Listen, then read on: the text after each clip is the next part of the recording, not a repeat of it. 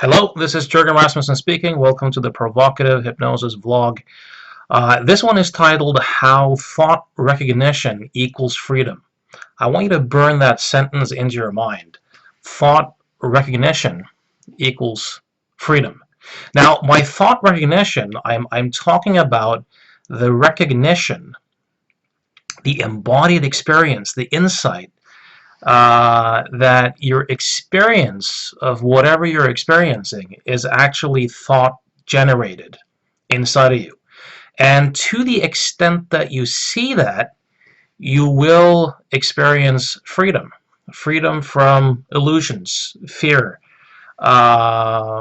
neurotic symptoms, so on and so forth.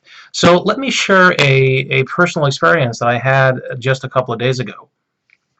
I changed my diet pretty radically about 6 or 7 weeks ago. And what I did was essentially to cut all sugar from my diet. And I'm eating highly ketogenic, high fats, a lot of meats, bacon, mayonnaise, butter, cheese, all the good stuff. So I'm never hungry.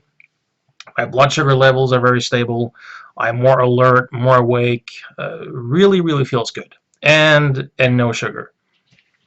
Now, in the past, one of my big things has been cakes and candy and chocolate. If I've been somewhere, I've eaten half of the cakes, of everyone who's been present. So this has been relatively unproblematic, for the last few weeks. Now, a few days ago, I went to my nephew's birthday party. He turned 4 years old. And of course, right there was this delicious chocolate cake right in front of me. And it felt like torture. Everyone else was enjoying the cakes, and I was sitting there not eating, and then my sister was kind of teasing me, and people were saying, just have one cake. And it felt like torture. My mouth was watering, my whole body was having these like craving symptoms. And at that particular time, it looked like the cake was doing it to me. It looked like my cravings came from the cake, and that the cake itself had these irresistible qualities. And it looked like the whole situation and the people involved were kind of tormenting me. And that's how it looked for quite a few minutes. And I was struggling a bit, and I was even getting a headache with the struggle and feeling really deprived, and all these thoughts came up. Why can't I have cake? And I'm feeling deprived, and this is unfair, so on and so forth. And I had quite a bit of stress internally, and it really looked like it was the cake. Now I started just observing the experience I was having, the body sensations, the emotions, the cognitions. And after a while, this question came in, and it's a question that a friend and colleague, Jamie Smart, likes to use, just as kind of a reminder. I got it from his book Results some time ago. And the question is, where do you think these feelings are coming from? It's a question I like to ask too. So the question just kind of popped up. Where do you think these feelings are coming from? And immediately, that question brought me back home. In that moment, I had a full embodied recognition or insight that what I'm experiencing right now is a thought-generated experience in consciousness. Now, that includes all the cognitions about being deprived, and this sucks, and the cake is so tempting. This is all thinking going on, but even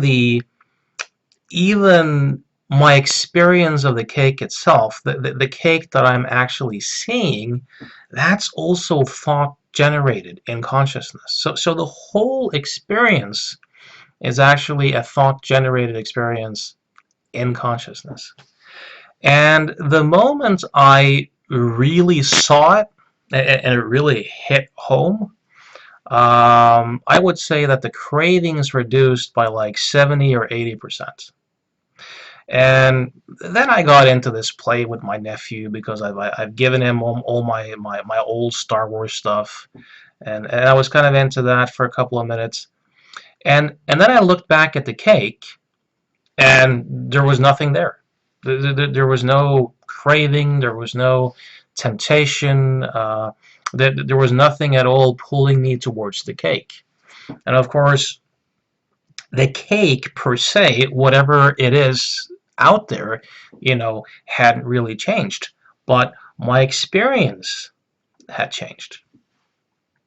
And of course, it can't be the cake, because if it was the cake that had the power to make someone feel that way, then everyone watching a cake would have the same experience. And everybody would have the same experience pretty much all the time. So this is now, of course, I knew this before the birthday party. I knew this, and I really knew this intellectually, but being in that context kind of gave me the opportunity to deepen my insight and to have a more profound embodied experience of it. Now, why is this important, or how does insights, the level of thought recognition that you have, why does that equal freedom? Well, to the extent that I don't see that the experience is thought generated, I'll have to avoid situations or use a lot of willpower, or kind of wait for the situation to change for me to have a different feeling response. That's a very limited model, a very limited way of living. On the other hand, if I can realize and recognize that the experience that I'm having is thought generated inside of me, then I know that it's just one transitory experience, that in a few seconds or a few minutes the experience will change into something else. If I don't start working with the experience, or resisting it, or fighting it, or ruminating about it, that's how something can turn into a symptom. If I don't do that, if I'm just able to see that it's thought generated, it really takes the sting out of it, because it's no longer real in the same way. It's this illusory, transitory experience. And B, even if I don't particularly like the experience, I know that in a few seconds or a few minutes, the experience is going to be replaced by a different experience. And that really takes the sting out of life's kind of harmful experiences, if you will. I'm putting that in quotation marks, because experiences actually never harm you in that way. Now, one reason why I'm mentioning this is because I'd like you to consider, if you right now have the thought, well, I get what you're saying, I get this, I get that experience is thought generated. You can always get it at a deeper level, at a more profound level. You can always see it more of the time. And I'd like to ask you to consider that the feeling of understanding is a feeling. It does not necessarily correspond with any actual competency about anything in particular. So, for example, you've probably had the experience of having had some experience, or having done something, having learned something, and then maybe you go home to your parents or your friends, and you start talking about this experience. And before you can hardly complete two sentences, the person goes, yeah, I know what you mean. I understand. I see your point exactly. And most likely, they're not really understanding what you're saying, but they're taking your words and they're putting potentially new information into old categories that they already have in their brain. And when they do that, they get the feeling of understanding, and then they think that that's what you're actually saying. So one thing that I tell my seminar students when I teach is to be skeptical of the feeling of understanding, to be skeptical of the feeling of getting it, and the feeling of, I got it now. Because the less you know, the less you will think that there is to know. So if you don't know that much about something, if your map isn't that deep, the easier it is to get the feeling of understanding and thinking that, there's not that much to it, really. And I started studying neurolinguistic programming back in 1996, 1997 formally. And I remember going to my first NLP course, and they were talking about how the map is not the territory, and that made a lot of sense to me. And when they, after lunch, kept talking about how the map was not the territory, I was kind of frustrated, thinking, well, why are they harping about this? It's so obvious, it's so easy, it's so simple, I get it.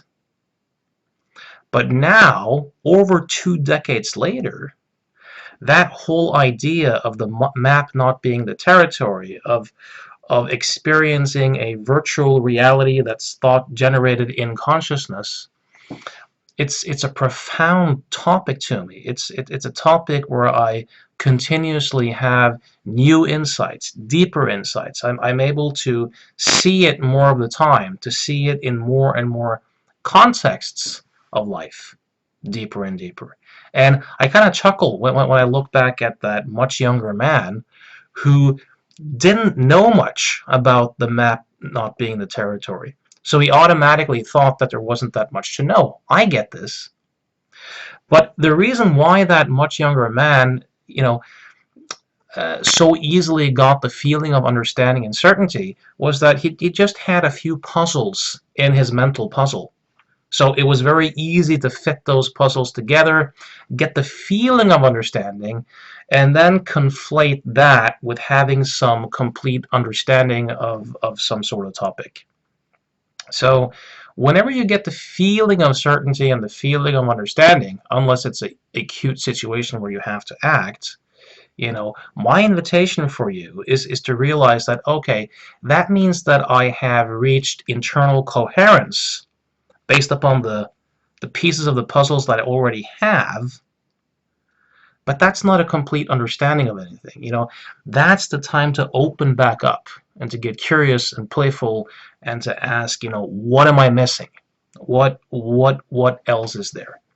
So in my particular instance, even though I'm making a living out of helping people see how the map is not the territory, helping them see that their experience is thought generated, helping people develop more thought recognition, I still have aspects of my life when I don't see it at times, or where I don't see it as deeply.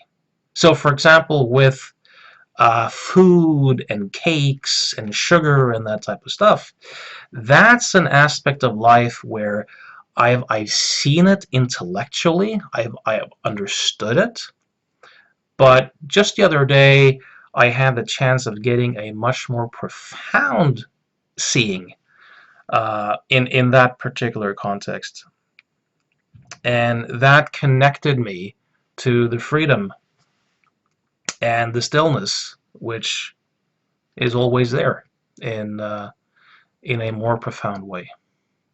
So I hope this was useful and inspiring in some way. If you're curious about the work that I do, check out provocativehypnosis.com and or subscribe to the Provocative Hypnosis YouTube channel. Till next time, may you have profound and liberating insights.